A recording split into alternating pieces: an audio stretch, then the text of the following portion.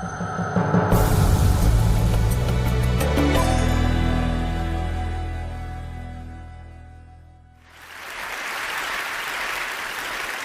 a professional troublemaker. As my job is to critique the world, the shoddy systems, and the people who refuse to do better. As a writer, as a speaker, as a shady Nigerian, I feel like my purpose is to be this cat. I am the person who's looking at other people like, I need you to fix it. That is me. I want us to leave this world better than we found it. And how I choose to affect change is by speaking up, by being the first, and by being the domino. For a line of dominoes to fall, one has to fall first, which then leaves the other choiceless to do the same.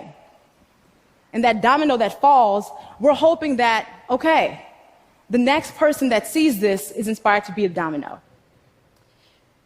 Being the domino for me looks like speaking up and doing the things that are really difficult, especially when they're needed, with the hope that others will follow suit. And here's the thing. I'm the person who says what you might be thinking, but dare not to say. And a lot of times people think that we're fearless. The people who do this, we're fearless. We're not fearless. We're not unafraid of the consequences or the sacrifices that we have to make by speaking truth to power. What happens is we feel like we have to, because there are too few people in the world willing to be the domino, too few people willing to take that fall. We're not doing it without fear. Now let's talk about fear. I knew exactly what I wanted to be when I grew up. I was like, I'm going to be a doctor. Dr. Lovey was the dream. I was Doc McStuffins before it was a thing. And I remember when I went to college, my freshman year, I had to take Chemistry 101 for my pre-med major. I got the first and last D of my academic career. So I went to my advisor and I was like, okay, let's drop the pre-med because this doctor thing is not going to work because I don't even like hospitals. So let's just consider that done for. And that same semester, I started blogging. That was 2003. So as that one dream was ending, another was beginning. And then what was a cute hobby became my full-time job when I lost my marketing job in 2010. But it still took me 2 more years to say, I'm a writer. 9 years after I had started writing before I said, I'm a writer, because I was afraid of what happens without 401ks, without, how am I going to keep up my shoe habit? That's important to me. So it took me that long to own this thing. That was what my purpose was. And then I realized fear has a very concrete power of keeping us from doing and saying the things that are our purpose. And I was like, you know what? I'm not going to let fear rule my life. I'm not going to let fear dictate what I do. And then all these awesome things started happening and dominoes started to fall. So when I realized that, I was like, okay, 2015, I turned 30. It's going to be my year of do it anyway. Anything that scares me, I'm going to actively pursue it. So I'm a Capricorn. I like my feet solidly on the ground. I decided to take my first ever solo vacation, and it was out of the country to the Dominican Republic. So on my birthday, what did I do? I went zip-lining through the forest of Punta Cana. And for some odd reason, I had on business casual. Don't ask why. And I had an incredible time. Also, I don't like being submerged in water. I like to be, again, on solid ground. So I went to Mexico and swam with dolphins underwater. And then the cool thing that I did also that year that was my mountain was I wrote my book, I'm Judging You, the Do Better Manual. And I had to own that whole writing thing now, right? Yes. But the very anti-me thing that I did that year that scared the crap out of me, I went skydiving. We're about to fall out the plane. I was like, I've done some stupid things in life. This is one of them. And then we come falling down to earth, and I literally lose my breath as I see earth. And I was like, I just fell out of a perfectly good plane on purpose. What is wrong with me? But then I looked down at the beauty, and I was like, this is the best thing I could have done. This is an amazing decision. And I think about the times when I have to speak truth. It feels like I am falling out that plane. It feels like that moment when I'm at the edge of the plane and I'm like, you shouldn't do this. But then I do it anyway because I realize I have to. Sitting at the edge of that plane and kind of staying on that plane is comfort to me. And I feel like every day that I'm speaking truth against institutions and people who are bigger than me and just forces that are more powerful than me, I feel like I'm falling out of that plane.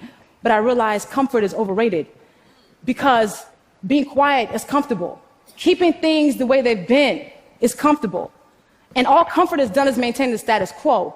So we've got to get comfortable with being uncomfortable by speaking these hard truths when they're necessary. And for me, though, I realized that I have to speak these truths because honesty is so important to me. My integrity is something I hold dear. Justice, I don't think justice should be an option. We should always have justice. Also, I believe in shea butter as a core value.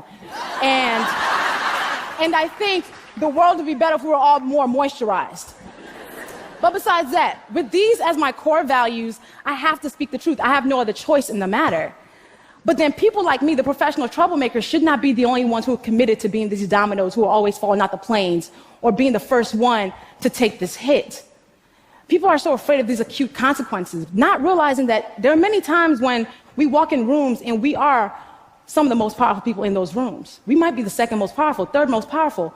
And I firmly believe that our job in those times is to disrupt what is happening.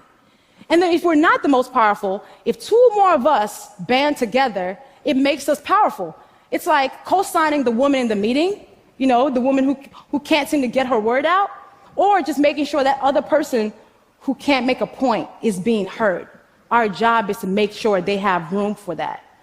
Everyone's well-being is community business. If we made that a point, we'd understand that for the times when we need help, we wouldn't have to look around so hard if we made sure we were somebody else's help. And there are times when I feel like I have taken very public tumbles and falls. Like a time when I was asked to speak at a conference, and they wanted me to pay my way there. And then I did some research and found out the white men who spoke there got compensated and got their travel paid for. The white women who spoke there got their travel paid for. The black women who spoke there were expected to actually pay to speak there. And I was like, what do I do? And I knew that if I spoke up about this publicly, I could face financial loss. But then I also understood that my silence serves no one. So I fearfully spoke up about it publicly, and other women started coming out to talk about, I too have faced this type of pay inequality. And it started a conversation about discriminatory pay practices that this conference was participating in. I felt like I was the domino the time I read a disturbing memoir by a public figure and wrote a piece about it. And I knew this person was more powerful than me and could impact my career. But I was like, I gotta do this. I gotta sit at the edge of this plane, maybe for 2 hours. And I did. And I pressed publish and I ran away. And I came back to a viral post and people being like, oh my God, I'm so glad somebody finally said this. And it started a conversation about mental health and self-care. And I was like, okay, all right, this thing that I'm doing, I guess, all right, it's doing something. And then so many people have been the domino when they talk about how they've been assaulted by powerful men. And it's made millions of women join in and say, me too. So shout out to Tarana Burke for igniting that movement.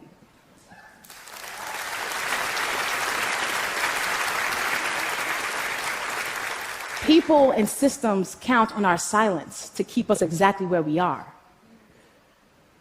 Now, being the domino sometimes comes down to being exactly who you are. So I've been a shady somebody since I was 3. This is me on my 3rd birthday. But I've been this girl all my life.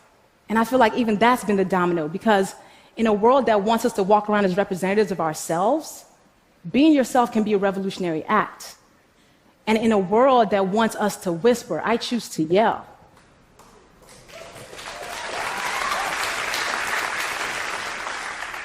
When it's time to say these hard things, I ask myself 3 things. 1, did you mean it?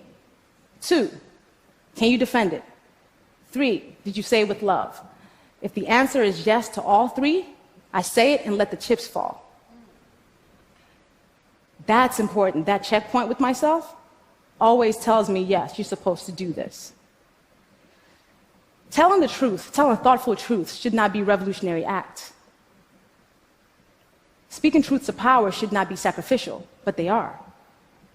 But I think if more of us chose to do this for the greater good, we'd be in better spaces than we are right now. Speaking of the greater good, I think we commit ourselves to telling truths to build bridges to common ground.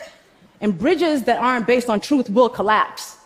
So it is our job, it is our obligation, it is our duty to speak truth to power, to be the domino. Not just when it's difficult, especially when it's difficult. Thank you.